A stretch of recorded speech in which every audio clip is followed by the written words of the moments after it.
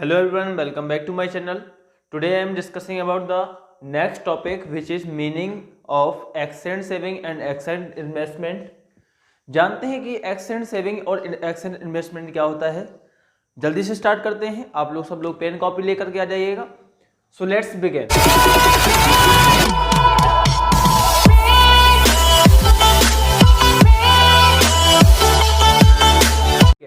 फटाफट हम देखते हैं इसमें meaning of accent saving and accent investment होता क्या है. सबसे पहले हम आपको बात करें कि एक्सेंट सेविंग का मतलब होता है कि जो भी हम लोग प्लान करते हैं, जैसे आपने सपोज सेविंग की बात कर रहे हैं तो आप भी एक प्लान करते होंगे, यानी कि मैं इतना रुपए सेव करूंगा. अब हो सकता है आपने प्लान किया हो 100 रुपीज का, लेकिन ये सिर्फ क्या है, आपका प्लानिंग वर्क है, यानी सिर्फ मेंटली वर्क है, एक्चुअल में अभी हुआ नहीं है. आप कुछ भी टारगेट अचीव करने के लिए जब प्लानिंग करते हो, अगर वो सेविंग की प्लानिंग करी है तो उसको बोल देते हैं एक्सेंट सेविंग. डेफिनेशन क्या है, व्हाट सेवर्स, सेवर्स की जगह आप हाउस होल्ड भी लिख सकते थे, हाउस होल्ड्स, क्योंकि सेविंग कौन करता है, हाउस होल्ड्स करते हैं मोस्टली. तो what households plan to save at the different level of income in the economy, in an economy. इसका मतलब है कि जो भी हमारी इकोनॉमी में जो लोग होते हैं या हाउस होल्ड के लोग होते हैं, उन लोगों के द्वारा किया गया जो भी सेविंग के लिए प्लान होती है उसको हम लोग बोलते हैं एक्सेंट सेविंग बोलते हैं. यानी यहाँ पे सिर्फ प्लानिंग चल रही है, अभी एक्चुअल में नहीं हुआ है. जैसे हम लोग कुछ भी प्लान करते हैं कि हमें इतना पैसा बचाना है, अगर आपने वह अमाउंट को प्लान किया हुआ है तो वो आपका एक्सेंट सेविंग कहलाएगा.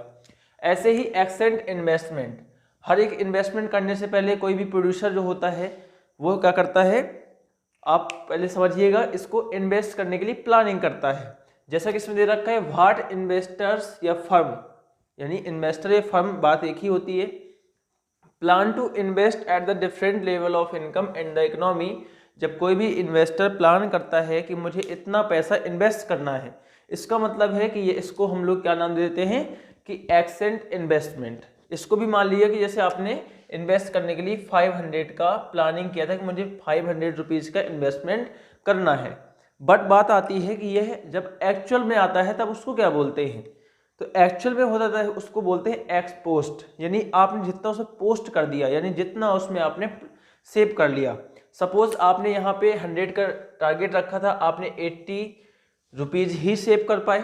इसका मतलब इस जगह पे 100 आपकी प्लानिंग थी, यानी एक्सेंट सेविंग था, और आपने 80 का सेविंग कर पाया एक्चुअल में. जब आप एक्चुअल में करते हो तो उसको बोलते हैं एक्सपोस्ट सेविंग. आपको दो वर्ड का डिफरेंस समझाना है कि एक्सेंट सेविंग क्या होती है और एक्सपोस्ट सेविंग क्या होती है. एक्सपोस्ट सेविंग की डेफिनेशन दे रखी है, saving refers to the actual saving in an economy during a year. यहाँ पे एक्सपोर्ट सेविंग का मतलब है कि जो आपके द्वारा एक्चुअल सेविंग की जा रही है इकोनॉमी में ड्यूरिंग द ईयर, यानी एक साल के दौरान में, उसको आप लोग एक्सपोस्ट सेविंग बोल देते हो. ऐसे ही आपका एक्सपोस्ट इन्वेस्टमेंट है. एक्सपोस्ट इन्वेस्टमेंट में भी आपका दे रखा है refers to the actual investment in an economy during a year. जो भी आपने एक्चुअल इन्वेस्टमेंट कर रखा है, यानी आपने, यानी फर्म ने या इन्वेस्टर ने जो भी आपका एक्चुअल में इन्वेस्टमेंट कर रखा है. सपोज इसमें हो सकता है कि उसने 500 प्लान किया हो तो वो आपका एक्सेंट इन्वेस्टमेंट हो जाएगा. सपोज उसका जो इन्वेस्टमेंट वो सिर्फ 400 ही हो पाया, इसका मतलब है यहाँ पे जो उसका एक्चुअल में इन्वेस्टमेंट होगा वो कितना होगा, 400 का होगा. तो सिंपल सी बात है, लर्न करने के लिए आपको एक्सेंट में जो भी वर्ड होगा वो आपका प्लानिंग किया गया है, और जो एक्सपोस्ट का है वो आपका एक्चुअल में कितना प्लानिंग को पूरा कर पाए हो, एक्चुअल अमाउंट आपका इसमें आता है. अब बात करते हैं कि जब आपका इकोनॉमी इक्विलिब्रियम में, आप समझे, इकोनॉमी इक्विलिब्रियम का मतलब होता है वहाँ पे एडी जो यानी एग्रीगेट डिमांड है वो आपकी एग्रीगेट सप्लाई के इक्वल होता है. तो उस कंडीशन पे, उस सिचुएशन पे जो आपकी एक्सपोस्ट सेविंग होती है, यानी हम जिसको एक्चुअल सेविंग बोलते हैं, वो एक्चुअल इन्वेस्टमेंट के बराबर होती है, यानी इक्वल होती है. ठीक है, at the equilibrium level of income. अब बोले सर ये कैसे आप कह सकते हो बराबर होती है. हमने देखो, आपको सीखना क्या है, सीखना ये है कि जैसे हमने कहा, आपने इसको नोट कर लिया होगा, हमने कहा कि एडी इक्वल होती है एएस के. बात समझ में आ रही है, एट द इक्विलिब्रियम लेवल. ठीक है, हमने कहा एडी कंपोनेंट आपने पढ़े थे वो थे C+I, और इसके पढ़े थे C+S. इसका मतलब है कि यहाँ पे देखोगे कि सी को, अगर इस सी को इस तरह भेज दोगे तो ये सी प्लस का है, इस तरफ जाएगा माइनस का हो जाएगा, यानी ये प्लस का वो माइनस का, यानी सी से सी कट जाएगा। यहाँ पे आपको मिल रहा है आई से एस। इसका मतलब अगर इक्विलिब्रियम लेवल पे देखा जाए तो आई किसके इक्वल आ रहा है, सेविंग के इक्वल, यानी इन्वेस्टमेंट आपका सेविंग के इक्वल आ रहा है। और वह एक्चुअल में ये क्या है, एक्चुअल इन्वेस्टमेंट और एक्चुअल सेविंग कहलाएगी। Actual investment equal to actual saving के। बात समझ में आ रही है। बट आपको यहाँ तक ये वर्ड ही क्लियर करने थे, और आपको एक्चुअल इन्वेस्टमेंट कहीं लिखा हुआ मिल जाता है, या आपको एक्सेंट सेविंग मिल जाए, या एक्सपोस्ट सेविंग मिल जाए। अगर एक्सेंट और एक्सपोस्ट के वर्ड आ जाते हैं तो आपको वहाँ पे कंफ्यूज नहीं होना है। अब हम बात करते हैं, जो नेक्स्ट कॉन्सेप्ट है वो है आपका फुल एम्प्लॉयमेंट, और दूसरा है वॉलंटरी अनएम्प्लॉयमेंट, और एक है इनवॉलंटरी अनएम्प्लॉयमेंट।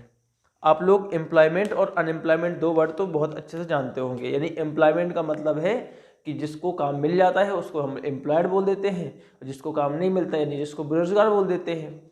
ठीक है, ये बेरोजगार यानी जिसके पास काम नहीं है। तो पहले हम बात करते हैं फुल एम्प्लॉयमेंट को, किसको क्या सिचुएशन होती है इसकी। फुल एम्प्लॉयमेंट की सिचुएशन वो सिचुएशन होती है जहाँ पे जितने लोगों को काम चाहिए उन सभी लोगों को उसके वेज रेट के अनुसार काम मिल रहा है। फटाफट डेफिनेशन देखते हैं। फुल एम्प्लॉयमेंट का मतलब है it refers to a situation in which all those, वे सभी who are able and willing to work, जो सक्षम भी हैं और काम भी करना चाहते हैं। जैसे मैं हूँ, मैं एक टीचर के रूप में पढ़ाना चाहता हूँ और सक्षम भी हूँ, और फिर उसके बाद मुझे अगर मेरा काम मिल जाता है, मेरे को पढ़ाने के लिए कोई एक अच्छी प्रोफेशनल जगह मिल जाती है, तो कहीं ना कहीं मैं क्या हूँ, एक फुल एम्प्लॉयमेंट में। और मेरे जैसे हजारों या लाखों लोग जो इस कंट्री में रहते हैं उन सभी को उनके योग्यता के अनुसार अगर काम मिल जाता है तो उसको हम बोल देते हैं फुल एम्प्लॉयमेंट की सिचुएशन। तो हमने कहा कि यहाँ पे फुल एम्प्लॉयमेंट की सिचुएशन तो मिल गई, और वह उस समय वर्क कर रहे हों, आर वर्किंग, यानी यह दे रखा है कि eight the existing wage rate, और साथ ही साथ ऐसा नहीं काम मिल जाए और मुझे पैसा कम दिया जा रहा हो, नहीं, जो मेरा एक एग्जिस्टिंग वेज रेट है, जिसको मैं एग्जिस्ट करता हूँ, जिसमें मैं सक्षम हूँ, जिसको मैं लेने के लिए इनकार नहीं करूँगा, उस वेज रेट पे अगर मुझे काम मिल जाता है तो वो कंडीशन कहलाती है फुल एम्प्लॉयमेंट की। इसका मतलब है जितने लोगों को काम चाहिए सबको काम मिल रहा है। बट यहाँ पे आपको दे रखा होगा ना डिमांड ऑफ लेबर, यानी जितने लोगों की डिमांड है उतनी ही सप्लाई हो रही है, यानी जितने लोग डिमांड कर रहे हैं कि मुझे जॉब दो मुझे जॉब दो, उतने ही लोगों को लिए जॉब की सप्लाई भी हो रही है। बात करते हैं कि इसमें एक नोट हमने लिख रखा है जो कि मोस्ट इंपॉर्टेंट नोट है। इसमें कह रखा है कि full employment does not imply 100% employment. इसका मतलब है फुल एम्प्लॉयमेंट की सिचुएशन भी, अभी हमने कहा कि जितने को काम चाहिए सबको काम मिल रहा है, लेकिन यहाँ पे कह रहा है कि फुल एम्प्लॉयमेंट का मतलब ये नहीं कि लोग 100% लोग एम्प्लॉयमेंट में ही रहते हैं। फुल एम्प्लॉयमेंट की सिचुएशन में भी कहीं ना कहीं छोटी छोटी से अनएम्प्लॉयमेंट की सिचुएशन पाई जाती हैं, जिनको हमने दो प्रकार से डिफाइन कर रखा है। एक को बोलते हैं फ्रिक्शनल, एक को बोलते हैं स्ट्रक्चरल। अब बोले सर फ्रिक्शनल और स्ट्रक्चरल ये अनएम्प्लॉयमेंट, ये तो हमें समझ में नहीं आया। हमको देखो सोचो जरा, हमने कहा ठीक है 100 लोग इस इकोनॉमी में काम कर रहे हैं, और उन 100 लोगों में 100 लोग हैं और 100 को काम मिल भी रहा है, यानी जितने लोगों की डिमांड है सबको काम मिल रहा है। लेकिन इसमें अनएम्प्लॉयमेंट की सिचुएशन कहाँ पैदा हो गई, हमें देखो जरा सोचो कि सपोज मैं एक जॉब छोड़ करके दूसरी जॉब को लेना चाहता हूँ, ठीक है, इन्हीं में से मैं एक हूँ, यानी 99 में से इनमें से एक को माइनस कर दें 99 बचेंगे, यानी इसमें से अगर मैं सिंगल की बात करूँ तो मैं एक जॉब छोड़ करके दूसरी जॉब को ट्रांसफ़र करना चाहता हूँ या दूसरी जगह पे ट्रांसफ़र होना चाहता हूँ। अब जब सोचिए, ऐसा तो है नहीं कि मैंने एक हाथ से जॉब छोड़ी और एक हाथ से मेरे हाथ में जॉब आ गई। अब सोचो कि मुझे जॉब छोड़ने के लिए पहले रिजाइन देना होगा, ठीक है, मैंने रिजाइन दे दिया। अब रिजाइन की कुछ बाद फिर दूसरी जगह जब मैं जाऊँगा वहाँ इंटरव्यू होगा, तो सपोज ये पूरी प्रोसेस होने में लगभग 1 से 2 महीने लग गए। 1 से 2 मंथ का जो गैप होता है ये भी एक अनएम्प्लॉयमेंट की ही सिचुएशन है। क्या उस समय मुझे कोई अर्निंग हो रही होगी? नहीं।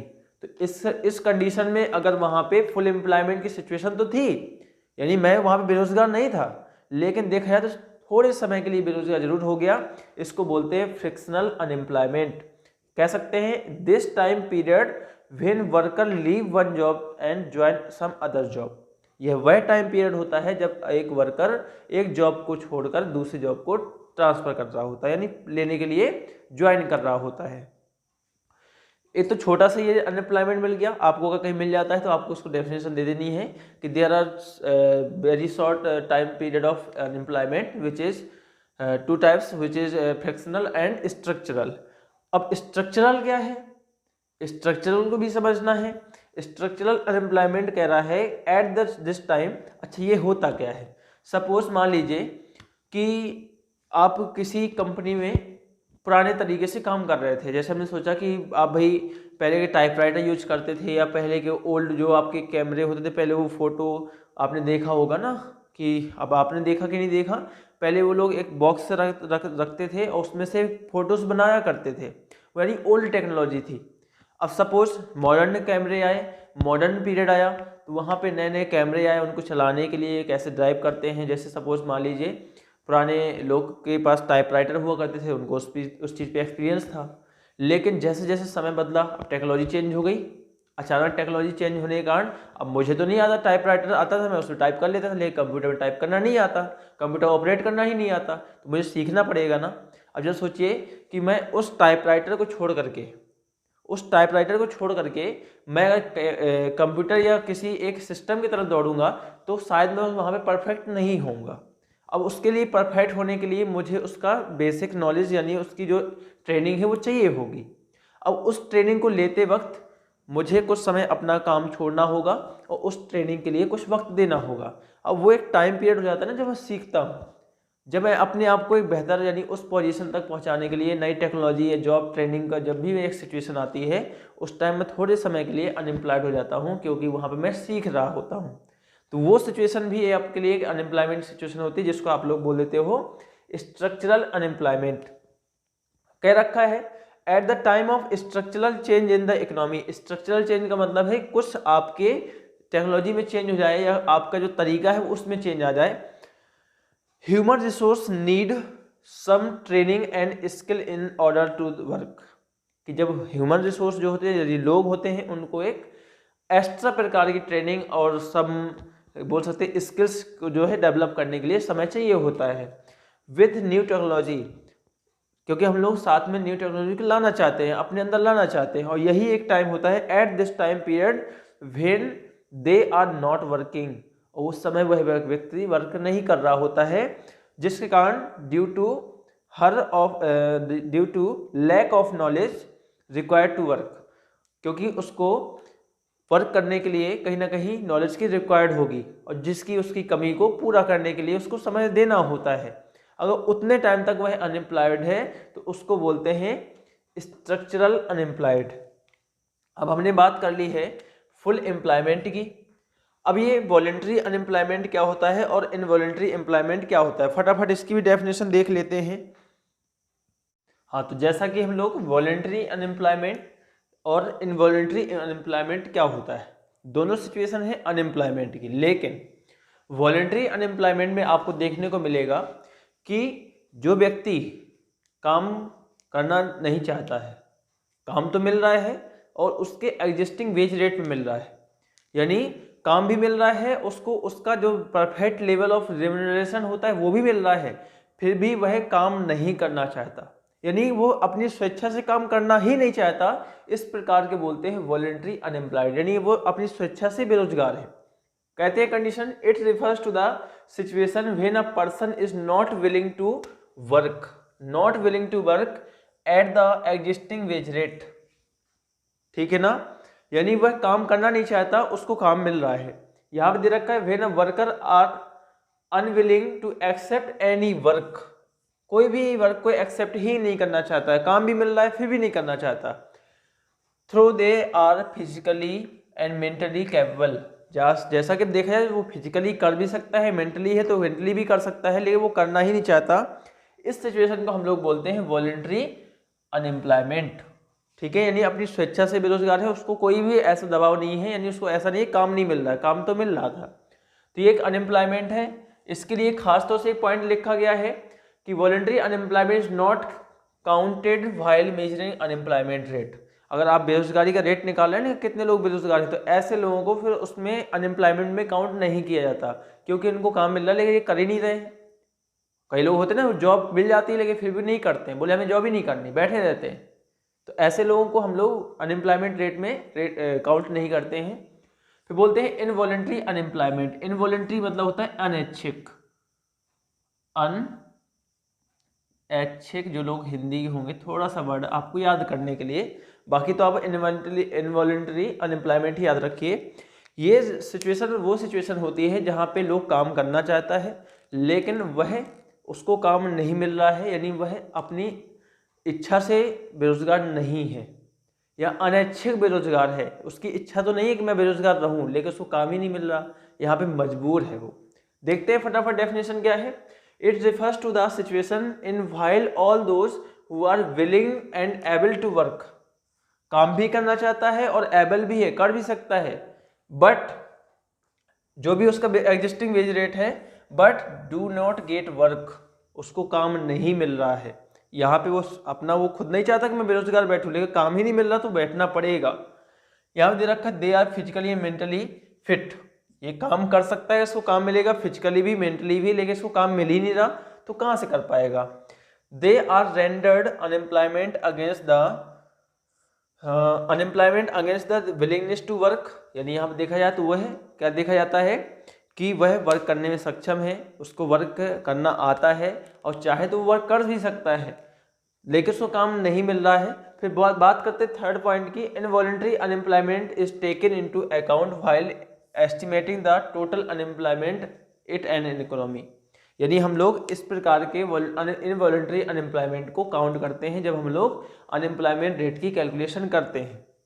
तो उम्मीद है कि आपको ये फुल एम्प्लॉयमेंट की कंडीशन में जो दो फिक्शनल थे, ये दो टाइप्स के छोटे छोटे अनएम्प्लॉयमेंट थे, तो उसको भी समझ में आया होगा। यानी हम कह सकते हैं फुल एम्प्लॉयमेंट सिचुएशन में आपको 100% एम्प्लॉयमेंट नहीं मिल सकता, इसमें छोटे छोटे भी अनएम्प्लॉयमेंट कंडीशन होती है जो आपको हमने समझाया भी। वॉलंटरी क्या होता है, इनवॉलंटरी क्या होता है, आपको यहाँ से सारे कॉन्सेप्ट क्लियर हो गए होंगे। उम्मीद है कि यह वीडियो आपको पसंद आई होगी, और पसंद आई हो तो आप लोग लाइक कर दीजिएगा और दोस्तों के साथ शेयर कर दीजिएगा जो भी आपके क्लासमेट्स हैं। और प्लीज़ अगर आपने अभी तक चैनल को सब्सक्राइब नहीं किया है तो यार कर दो। Okay bye.